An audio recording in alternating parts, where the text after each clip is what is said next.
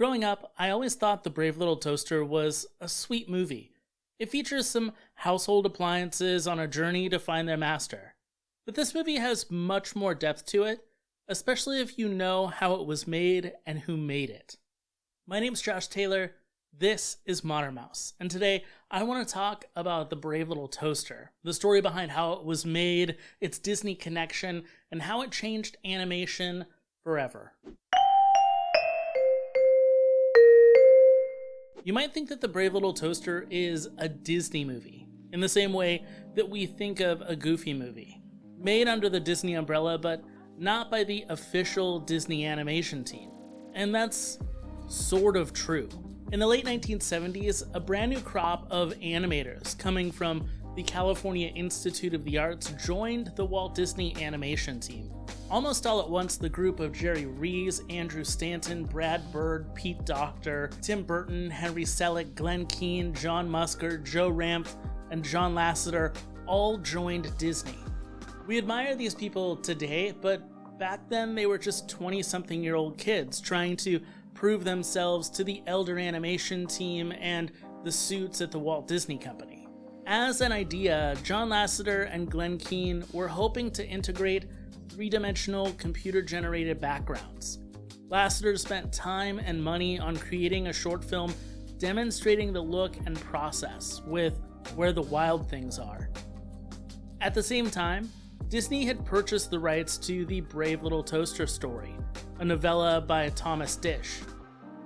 Lasseter thought that the computer animation would adapt well to the story and pitched it, but then CEO of the company, Ron Miller, was displeased with Lasseter over the use of time and resources to create the short film and opted to fire him once it was done.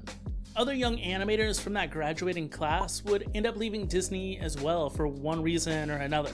At that time, in the early 80s, Disney actually downsized the animation department and actually moved them off of the studio lot completely. Whether it was due to frustration, Jerry Reese, Joe Ranft, and others just left. Due to downsizing, the project was transferred to Hyperion Pictures, but Disney continued to help fund the film along with several other production companies. Disney would eventually be the distributor of the film, but stayed hands-off on the production. Jerry Reese came in to direct the film and write it with Joe Ranft, who also became the directing animator. The character designs would come from John Lasseter, Kevin Lima, who would go on to direct a Goofy movie a few years later, and Chris Buck, the co-director of the two Frozen movies. They would end up hiring some great voice talent as well. Comedian and Saturday Night Live star Phil Hartman would voice both an air conditioner and a ceiling lamp, and Jon Lovitz would give what I think is the best performance of his career as the radio. Each of the characters in the movie have traits that suit who they are. A security blanket that's insecure, a bright lamp that's kind of dumb, a vacuum who should be able to keep everything in falls apart and has a meltdown, the radio who is always trying to entertain even in times of peril, and a toaster who, out of all the appliances, is in fact the most brave. If you've never seen it, The Brave Little Toaster feels sort of like a Disney film. It's an animated musical which lines up with Disney's repertoire.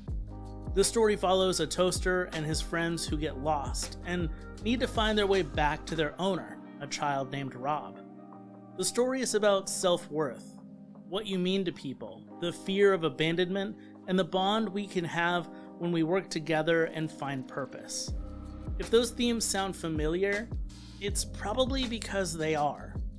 Watching The Brave Little Toaster, it's easy to see how well it compares to the Toy Story films. A group of inanimate objects comes to life whenever humans aren't around. They get lost and need to find their kid again, and have to team up and work together in order to make it back to him. The character Elmo St. Peters is an awful lot like Al in Toy Story 2, because he picks up the appliances and takes them back to his shop, but he's also kind of like Sid from the original Toy Story film, as he pulls apart old appliances to scrap parts, or to create all new Frankenstein pieces. Our heroes are even initially afraid of the monsters before they escape. The appliances have a moment where they are sinking into quicksand in a similar fashion to the scene in Toy Story 3, where the toys all hold hands as they embrace their fate at the city dump. And by the end of The Brave Little Toaster, the appliances also end up at the city dump, where they have to avoid getting incinerated and get saved by Rob, who, like Andy, is heading off to college soon. When they make it to Rob's new city home after their long quest from the cottage, they're greeted by other appliances who want to get rid of them and create a sinister plan to toss them out because they themselves fear abandonment. You can make the case that it's a similar situation to Lotso and his gang who are in charge of the Sunnyside daycare in Toy Story 3. And this film also has the classic A113 Easter egg that shows up in other Pixar films. In this film, it's the apartment number to Rob's home in the city, and it's a call to the Cal Arts classroom and the gang of animators that all graduated and were now working on this film. The disconnect from Disney allowed the younger animation team to take risks.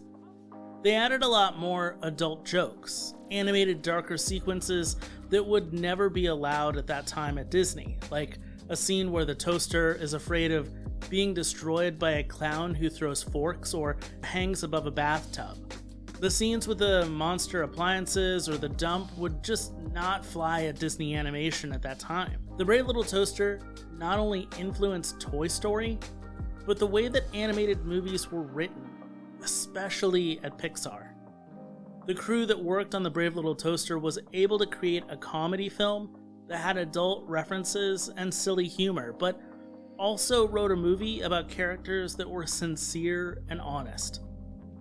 Those are the themes that continue to this day at Pixar, and like him or not, John Lasseter brought those same ideas back to Disney when he was hired to run the animation department in the mid-2000s. Joe Ranft would unfortunately die too young, but would end up at Pixar working on several of the early films, including the Toy Story movies. Jerry Reese is now more known for directing short films for Disney's theme parks. He's worked on Animal Kingdom's dinosaur attraction and the Hollywood Studios' Rock and Roller Coaster. And John Lasseter, of course, ran Pixar and Disney Animation for a number of years.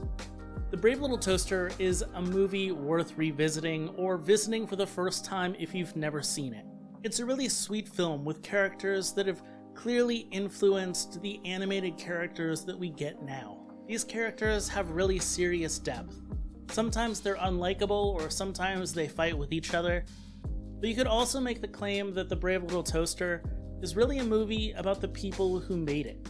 It's a story about camaraderie, based on the desire for love and belonging, and hoping to eventually find their place. It's a story that's always willing to take risks through its sincerity, and yes, even through its bravery.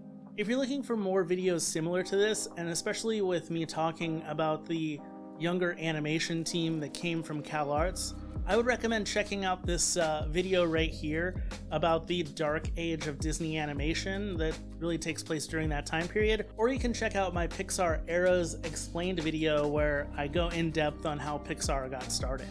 That being said, thank you for watching this video, and as always, my friends, until next time, keep moving forward.